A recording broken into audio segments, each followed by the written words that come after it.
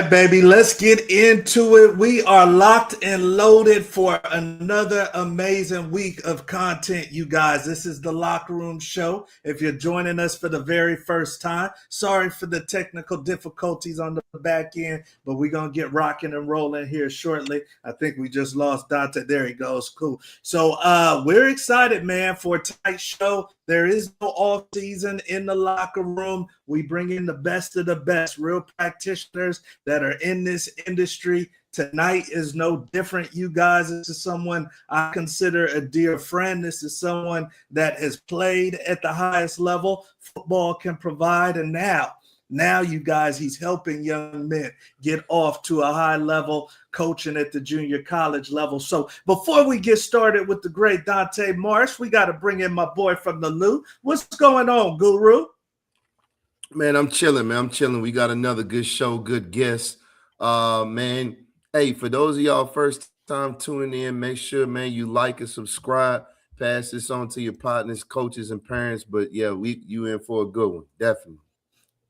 Yes, indeed, you guys. We are extremely close to 1,000 subscribers, which is huge. That means we're getting out to more athletes, more families. So help us with that mission. But let's get into tonight's content, man. This is somebody that I've known for a while. This is somebody that I respect in the game, you guys. And like I said, he didn't just get the secrets and then hoard them and cast them aside. He's helping young athletes right now, coach at San Francisco City College. He's the DB coach. They got some dog up there, Q, and they're pumping them out. And this is a big part of the reason why. So we have the great Dante Marsh, once again, CFL Great, and excited to bring in this Grey Cup champion. What's going on, D. Marsh?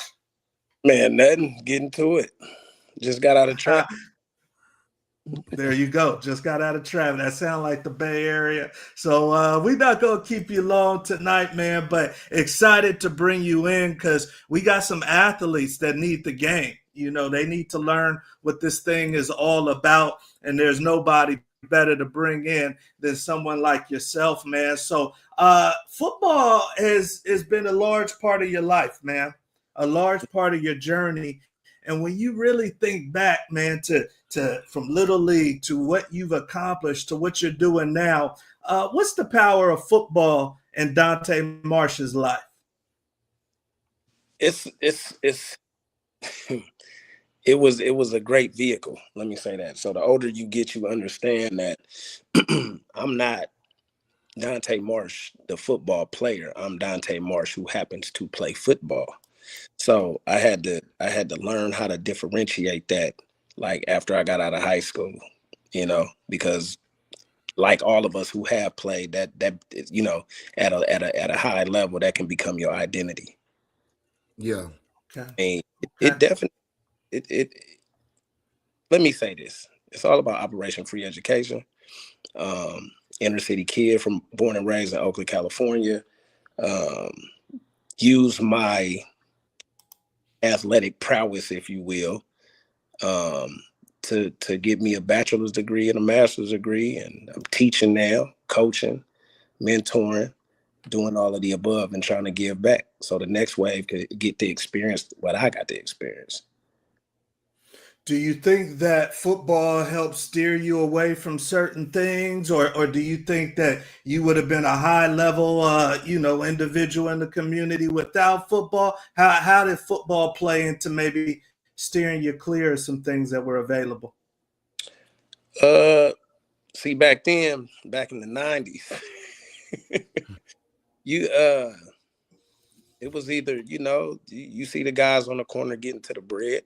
You know how it goes. So, you walk outside, even coming from a two-parent household, you get outside and you get away from your parents. There's a lot that was going on in the streets back then. So, you had, so let me say this, you had guys that were out there doing things that they should not have been doing, right? But those were the guys that would tell you, hey, get from out of here. You play ball, go to school, go do your thing. They would steer you the other way. They wouldn't accept you. You get what I'm saying? And so there were rules back then, and people, even though it might sound crazy to some, there were rules and regulations and things, and it was a structure to the way outside was back then. Yes, indeed. So yeah, the power of football, you guys, and once again, this is somebody that's got his college education through football. He's traveled all over the country. He's helped young men fulfill their dreams. So football has been a big force in Dante's life, and now he's giving back. So I appreciate you sharing that, Dante. Now, man, you're coaching.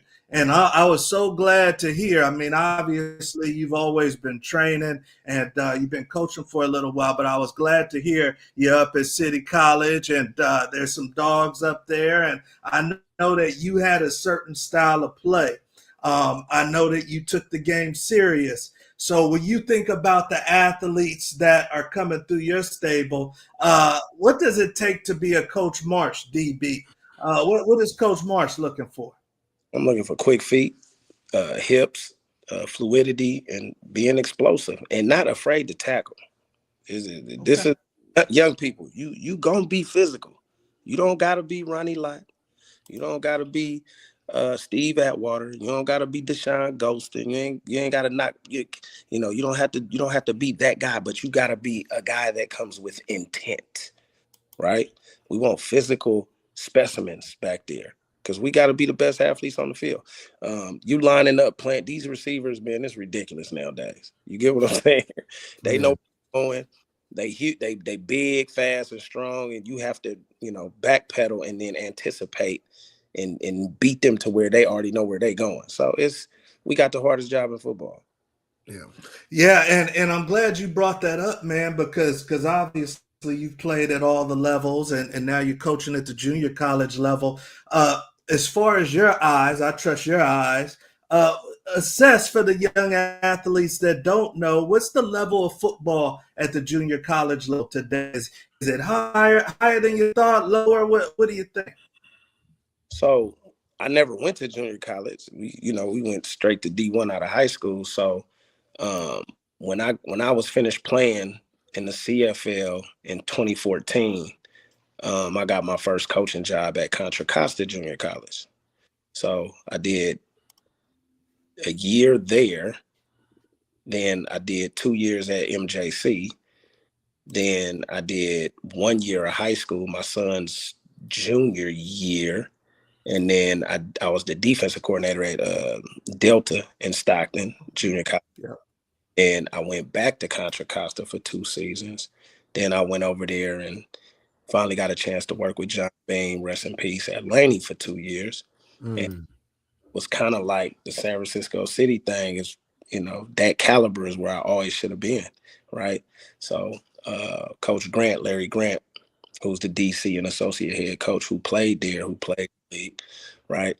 We kind of were talking about it my second year at Laney, like asking me, hey, what are you gonna do? So that situation was presenting itself, and we finally made it happen.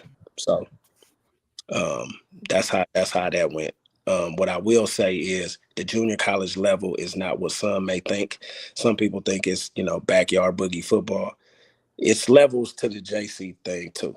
So the basics is, we got the likes of San Mateo in our conference that we got to play every year. By the way, we beat them last year and they won it all. Very good football program San Mateo has as well. So there's guys. I think we sent 21 guys last year, and wow. five of my DBs from last year's squad got D1 scholarships. Yes, indeed, and probably a couple more coming. And for those that don't know, the junior college football is the real deal in California. Don't think that you could just step onto a field and you're going to be the man playing JC ball, especially at where he's at and coaching. There's guys, it's a pipeline. It's a pipeline, you guys. We are on to our next topic, and we are ripping and running with the great Dante Marsh. I want to start off with you on this one, Guru.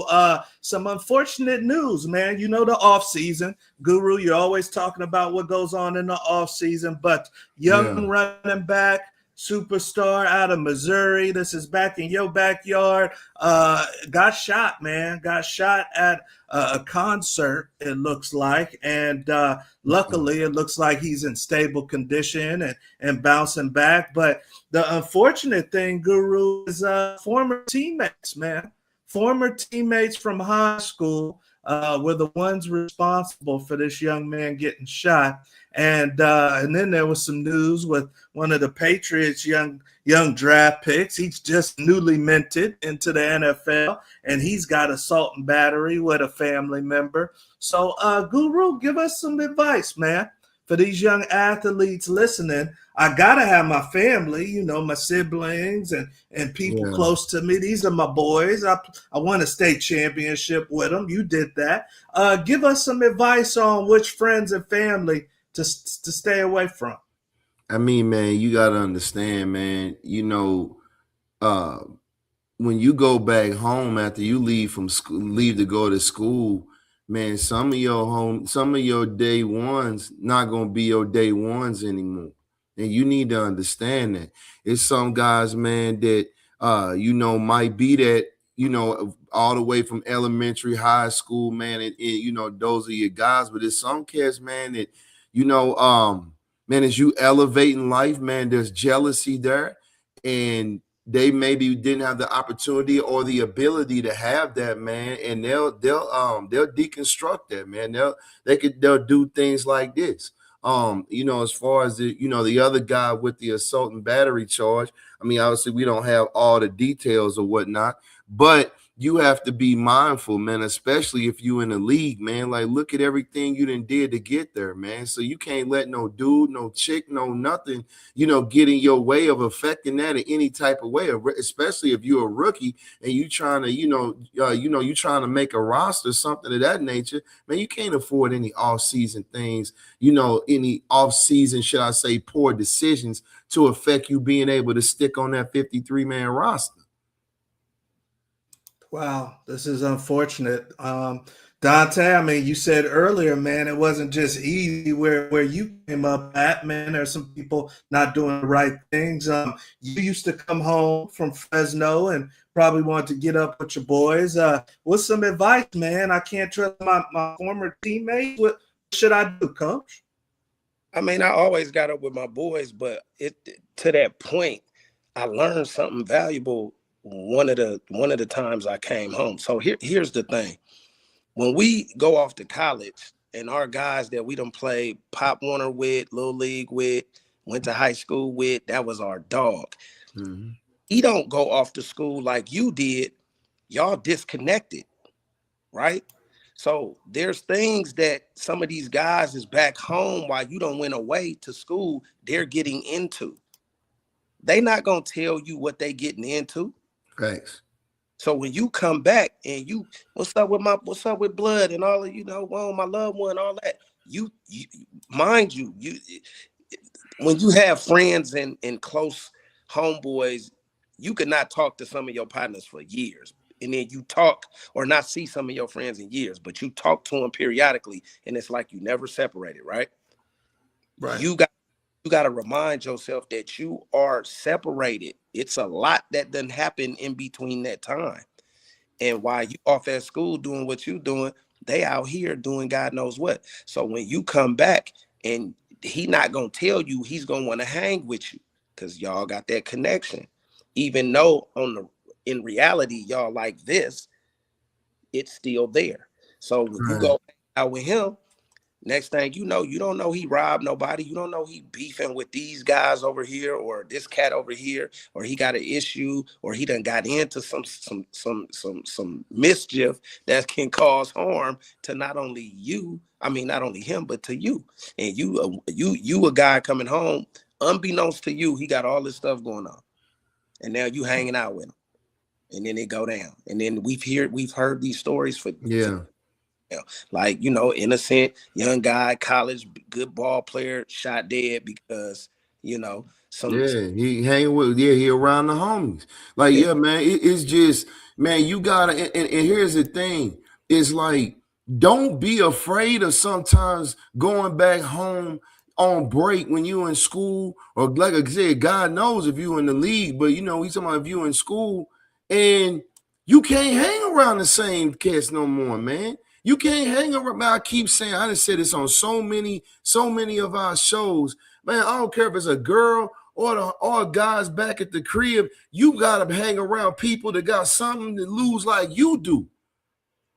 You have to, man. You can't be around people that like, man, I mean, if you want to be like, oh, man, he didn't change. Yeah, I didn't change, bro. Man, I done went through hell to try to get to school, man, and go D1 and get to the league. Yeah, man, I didn't change because I done had to change. You can't remain the same, dude. They gonna remain the same. You come back home, just like my man saying, you go back home and the homies doing the same thing they was when you left. They doing the same thing. They on the same block, going to the same clubs, hanging around the same chicks. Nah, you the one evolving and being propelled forward. So you can't live in your rearview mirror like that. So, like, Dante, does NIL change anything? Do I need to have my antennas up even more because I'm making a little bread? absolutely. So I mentor a lot of young guys. I have a training business too outside that I didn't personally coach them for my team, but I've been their trainer and their mentor since middle school. And these guys is getting opportunities in the NFL, right? So I mentor them. I talk to them. It's not just about coach. A coach is so much more than just a coach, man. Yeah. And we play we wear multiple hats and we play these pivotal roles in these guys' lives. Like outside of my mama and my daddy, it's maybe 2 or 3 teachers, and the rest of them is my football coaches throughout my life that had the biggest impact, right? So the NIL deal, what I try to explain to these youngsters is, you know, I done touched a little bit of money in my lifetime. So I get it. You know, I went and got a gold chain. I went and bought me a Navigator on 22s. I did that. But looking back on things in hindsight, the 47-year-old Dante would tell the 21, 22-year-old Dante, don't do that. That's just wisdom and the maturity, right? So here's the problem. You're gonna go. It's like if you get a Hellcat or a Charger or something that's in a big fake rapper chain. that's the kit, right? For the NIL kit, right? The little starter. So guys, look, check this out. If you're gonna get anywhere from $100,000 to $500,000 NIL in college, bruh, don't go waste your money on that jewelry that you can't even get half your money back on. Don't nobody want that. Don't nobody want that. And then years from now, I got a big old chain with my number on it with diamonds. I don't even wear it. Yeah. So out of that, you know what I'm saying? You can't get your money back for that, right? So invest your money. Keep doing what's got you where you are. You don't need to go floss. You don't need to go stunt. It ain't about that. The ultimate goal. Here's the other thing, guys, real quick. The goal for us was getting to the NFL. Yeah. These kids don't care because whether they play it down or not, NIL is giving them bread. I was so happy to get a Pell Grant along with my little scholarship check, right? So these guys is getting money now. So now the emphasis is not the hunger, the drive, and the motivation is not based on trying to get to the NFL or the CFL or the UFL. Yeah. It's not. They don't care. Their whole thing is, I got to get this bag because this is what social media says. Social media says that I'm 18 to 22. I'm supposed to be having all the money. When in reality, no, you're supposed to be a broke ass young person until you grind and figure it out. Yeah. Right. So it's a lot of mixed signals going on and people not understanding what's going on. And here's the deal. We know this too, right? Only 1% going to that pro. Yeah. So at the end of the day, you break your leg tomorrow. Remember, this is a what have you done for me lately type of game. So I would suggest to young guys, if you getting some NIL money, you don't even floss. Put it all in your pocket. Live like you just got a scholarship check. I'm telling you, because if you do not go to the pros, you got a great start in life. Yeah. Yes, indeed. Yeah. That's facts. Gotta get facts. The thing is, the young guys got to listen to the OGs. the right OGs, right? When we Right. were coming up, we listened to the older guys, the Right. right guys, right? And then you'll be good. If I'm telling you, hey, the stove is hot, that means you shouldn't have to go touch it to realize it's hot, because I have the knowledge and wisdom to I let got you. your back. Exactly. So I think we need to do a better job as the older guys to present ourselves positively to these young guys. And it's not going to work 100% of the time, because a lot of these young dudes is disrespectful. They don't care. However, there's some that will listen. So I just think um, us as older guys that been through it and been where they trying to go, we got to present ourselves the right way so these young guys will listen. I love it right there. There's some true game. You guys are going to have to run that one back, but you guys are in the midst of this thing. A lot of you guys are home now. You're home for the summer. Be mindful. Be mindful, because it can happen like that. Don't think it's different for you than these guys that we're talking about. We're on to our next topic, you guys, and all of this stuff is pertaining to you guys. This one was interesting, Guru, and we'll start off with you. We know Big Blue is a blue blood school, but they said, hey, we got some money over here. They made a smart move and invested $20 million in the open AI. That's the Chat GPT deal. And it's bringing them back, Guru, possibly $20 billion. $20 billion into the University of Michigan sports department, and they're about to go to work. They're the only ones that got this type of cash, and they were already the big boys on the block. Should they be able to use this money, Guru? I mean, if they invested it, man, if they invested it and got that kind of ROI, yeah, man. I mean, you got to look at it like this. As far as Michigan, Michigan hasn't been Michigan in a long time, right? They've been losing to Ohio State consistently. You know, the SEC has been what it's been over the last decade.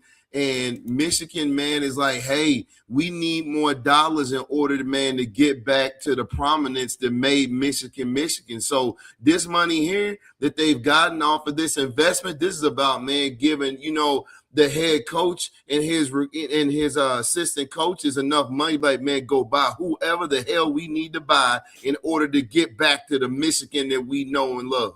That's what this is about.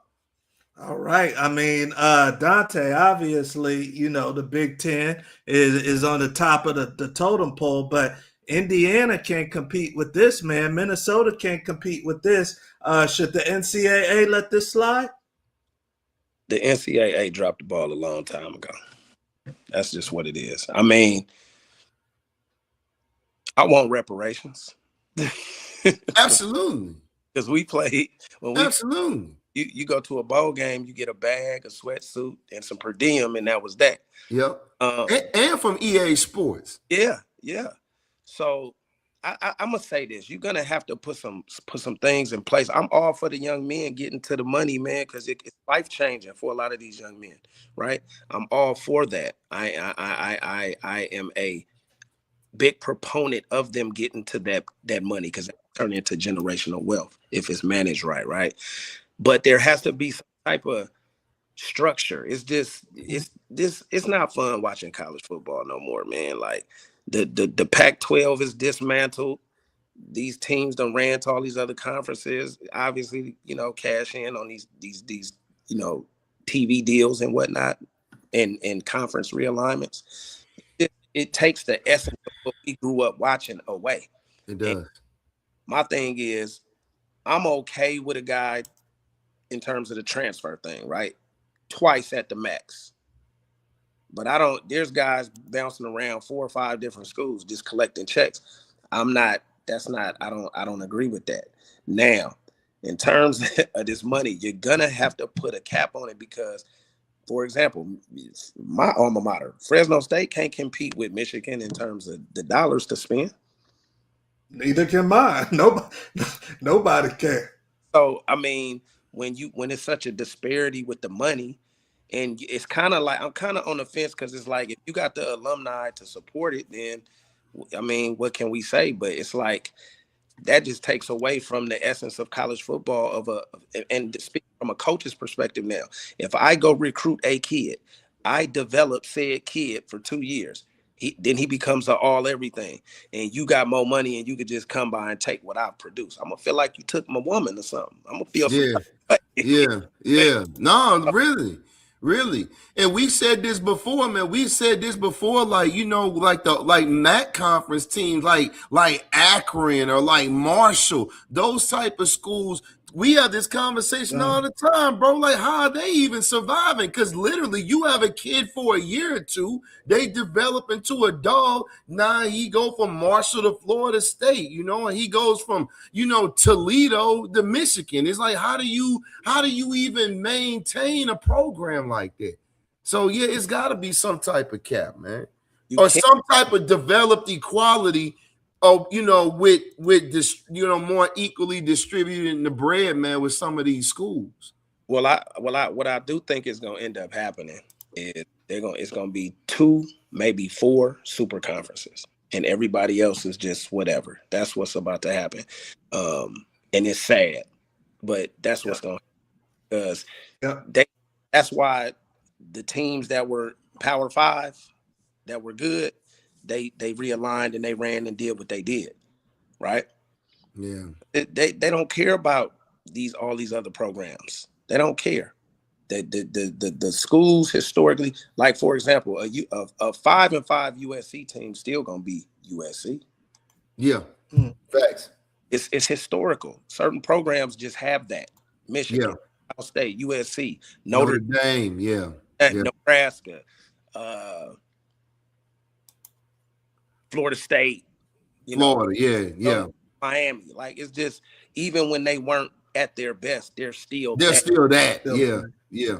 I mean, it's hard for the Fresno States of the world, you know, now Oregon State and Washington State that's left behind in the Pac-12, right? It's hard for those programs to compete to get the same type of recruit where they can't throw millions of dollars or hundreds of thousands of dollars at, but it's turning into just going for the money, man, and the love of the game is gone, man. So I think they need to put in some type of structure and you know, put the saddle on this wild horse, because I'm telling you, it's killing the game. I'm telling you, it is. Well, it's killing the game on a level too, man. Because I was listening to the NFL commissioner, man, a few weeks ago, and it's starting to hurt the league.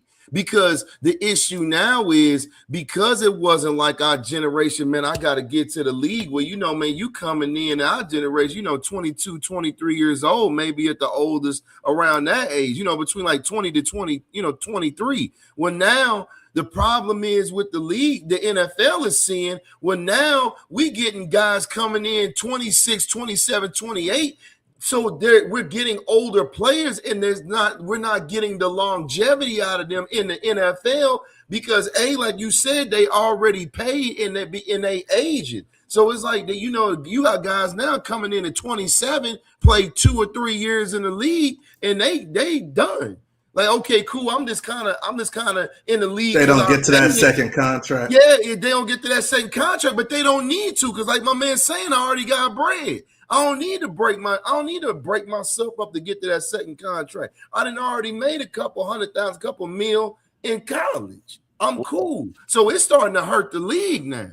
Yeah, somebody just put in the chat the NCAA schools are farm teams. Newsflash, it's always been farm teams.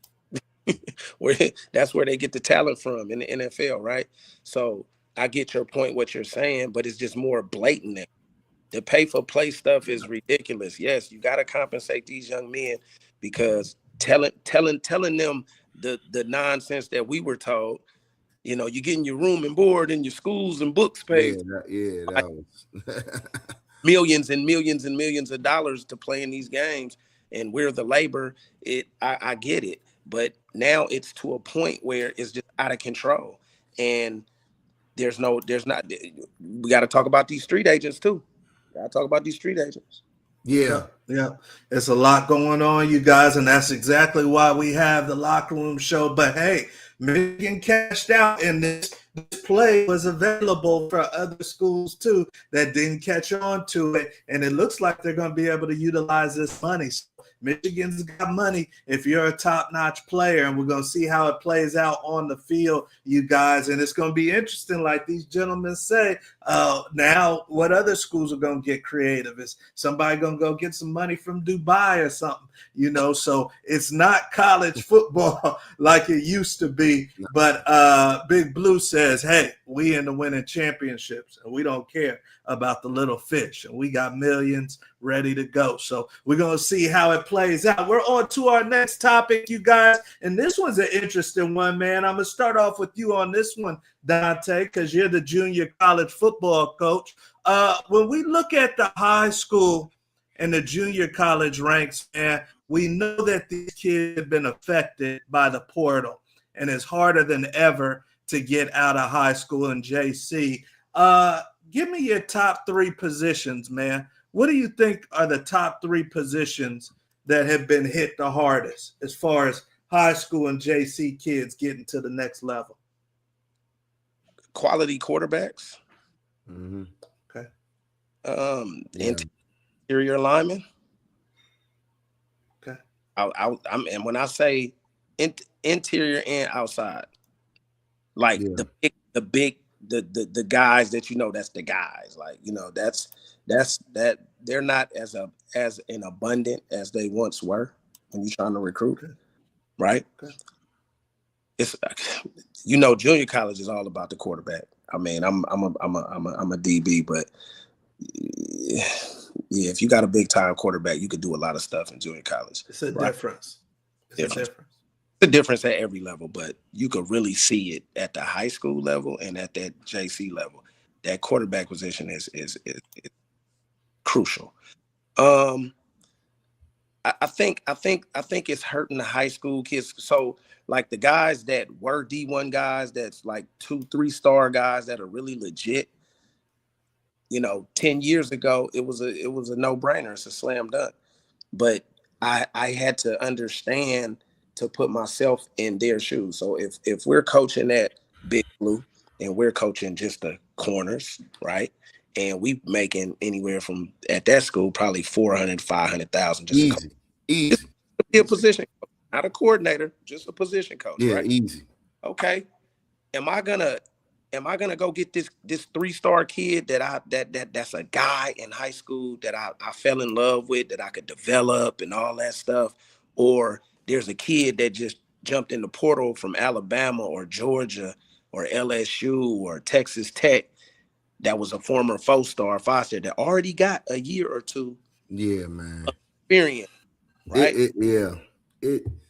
So I'm not going to put $500 million salary on the line for the shake of the dice on the high school kid when I got access to the kid in the portal. It's just it's the cost of doing business now in college football, which is messed up, but that's just what it is. So I understand why they do it now. At first, when all this started happening, it was blowing me, but then I really had to sit and think from a coach's perspective, and it just is what it is. It's a new day. It's a new day. And I see Coach Hughes coming in there. You're wondering who that is. That's Elijah's father, John Hughes. Thank you for joining us. He says, new era, no doubt. And I see the wife coming in. She says, hopefully good amount of mental health goes into these players with the coaches. That's hit or miss. If you got someone like Coach Marsh, you're getting that mental health and that guidance. But that's very far and few between. And then the great Jimmy Rucker says Operation Free Education. And I also see the great Munoz family coming from Texas. We love you guys. Thank you for joining us. No, that's big, you guys. That is definitely, it's going to be interesting. I mean, Guru, what you think, man? You're right there in the belly of the beast in Houston, Texas. What position do you think is hurt the most by this portal thing? I mean, actually, man, it was interesting. I was gonna say, man, interior lineman, man. I mean, it's and same thing, interior lineman and quarterbacks, man. And it is unfortunate, but again, that's why, man, as a high school kid, it's almost like, man, in a lot of cases, if you're not a bona fide 4 or 5-star kid, you might want to look at the junior college route. You might want to look at the D2 route. There's bona fide killers in JUCO and D2, right? You just sometimes in this day and age, though, it's a lot of talent, man, that's overlooked. There's so many kids, right? So the mistake that a lot of kids make is, say I'm a 3-star or whatever, and you show them, okay, maybe you should, possibly be Power 5, but don't turn away a JUCO opportunity or a D2 opportunity, because you'll mess around and miss the ship altogether. Now you at home, we go back to being around the wrong people, or you got rust to knock off, right? So you got to keep yourself in the game. So don't turn that's a big mistake you see some kids, high school kids make, like right out the gate. It's got to be Power 5 or nothing. You might have to climb your way up there from high school now. It's not a straight shot all the time if you're not that 4 or 5-star kid now. And that's cool. Yeah. But don't turn your nose up at opportunities, man. If you want to strap it up, man, then all right, man, the road to a goal is sometimes a winding road. It's not always a straight beeline shot. You absolutely right. And I tell young guys all the time, man, you got to stop worrying about everybody else. Every man's journey is that specific. Yes. Yep. Like O.J. Simpson went to San Francisco City College before he went to USC. Yeah, man. People, it don't. Aaron Rodgers, Ed Johnson, like Steve Smith. What is we? And Steve, yeah, they was on the same squad here. Like, what is we talking about? So there's guys, right, that I think in this space, in this day and age, a lot of parents are misinformed, right? And the only thing that I hate about this, because I'm a knowledgeable person, I'm a very humble dude. I'm just cool. I don't go around acting like I know everything, but there's a lot of stuff I do know. And when I'm talking about it, speaking on it, I'm accurate. So the only issue I have is when you try to talk to some of these people that haven't really been in it, but they got their kid going through it now and they're helicopter parenting. They listen to all these other people except for a qualified person that really did it, that know what he's talking about, right? And they get misinformed. And then they running around like a chicken with their head cut off because they're getting all this information and they getting swayed by the street agents. They getting swayed by some of these trainers looking for a payday later on in life. It's so much out here going on that you got to be abreast of and aware of, that you could mess around and get caught up and have your child in a bad situation. It all goes back to like the Reggie Bush situation, right? He had they were in the house or whatever, which is, it is what it is. And he did what he did.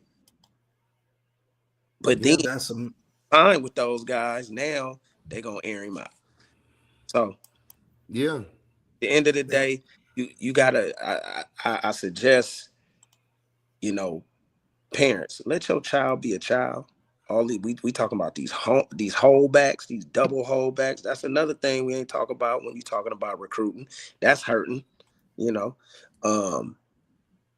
talking about I seen a post the other day where they were talking about NIL deals for youth sports. I was like, what? Yeah, man.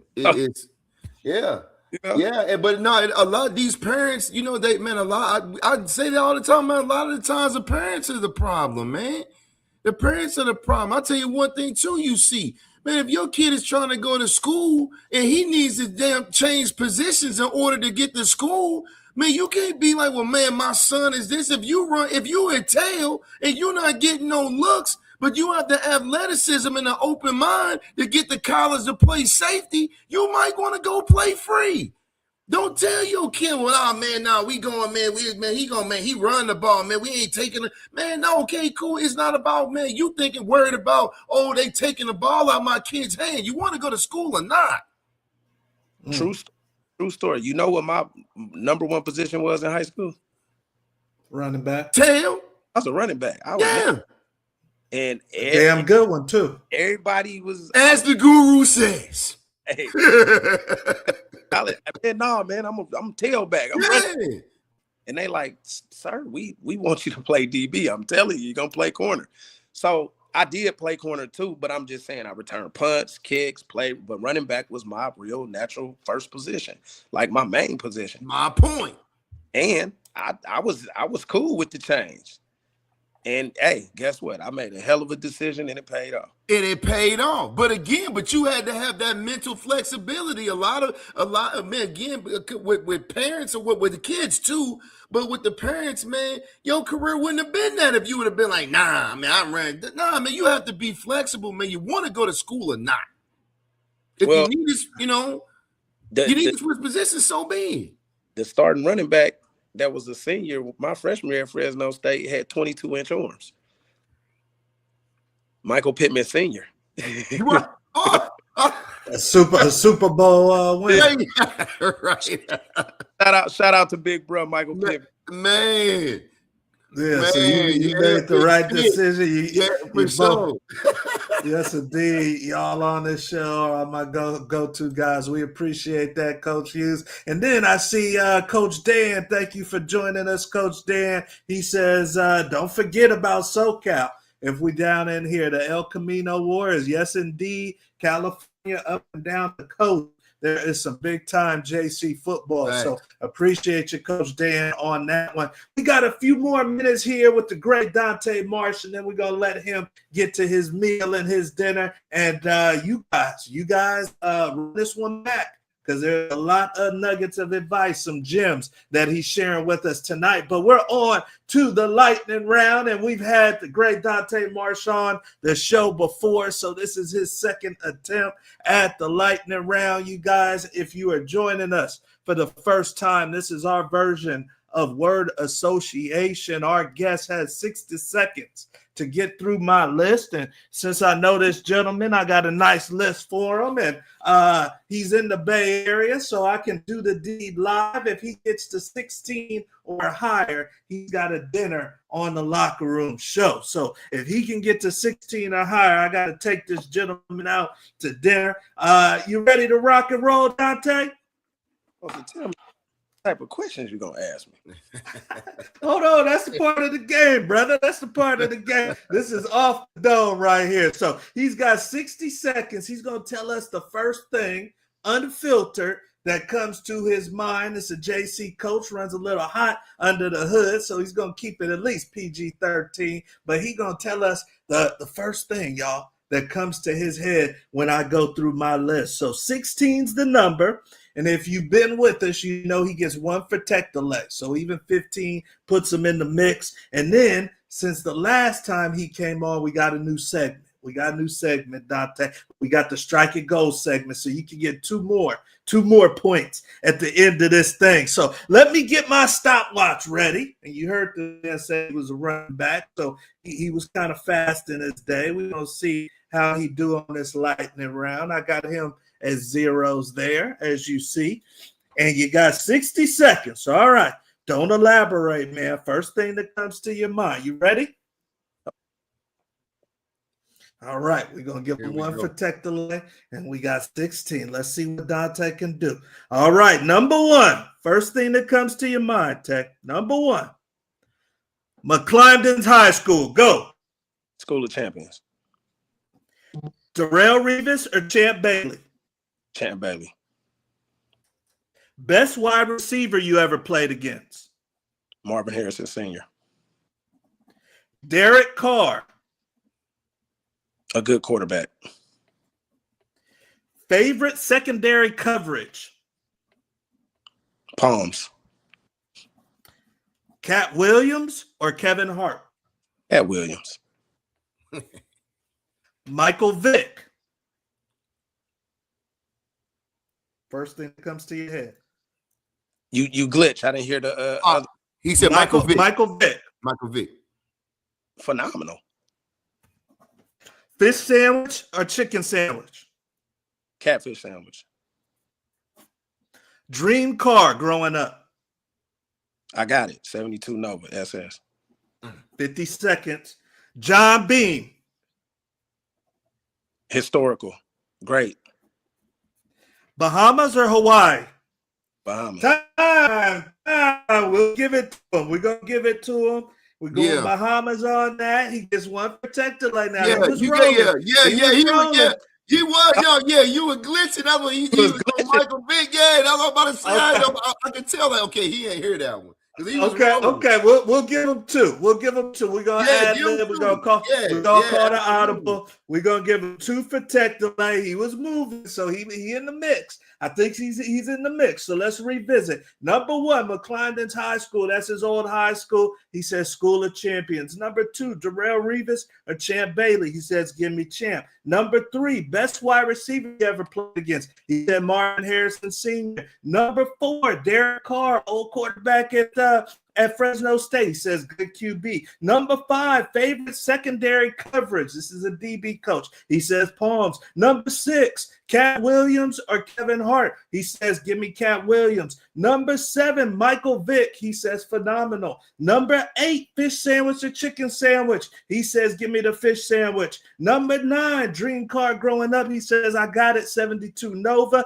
Number 10, John Beam, legendary coach. He says historical. Number 11, Bahamas or Hawaii. He says, let me go to Bahamas, coach. So with the tech delay, he's at 13. We're going to give him 2 for the tech delay. And then we got the trivia question. Now, the trivia question, he can get up to 2. So he can't get to the 16, but he can be number 2. He can be second place with 15. So let's get to our trivia question. Good job, Tay, right there. And sorry for the tech delay. But we're on to the Strike and Gold section of the show. If you have a question for Coach, put it in the comment section now, because we're going to end the show after this. Put it in the comment section now if you got a question for Coach. But Guru, do you got a trivia question for Coach? Absolutely, absolutely. So the Strike Gold trivia question for the evening is, which DB had the most Pro Bowl selections in NFL history? So going left and right, we got my man Ron Day, my college mentor, right? We got Prime, we got C. Woody, and then we got Champ. So who you thinking out of the 4?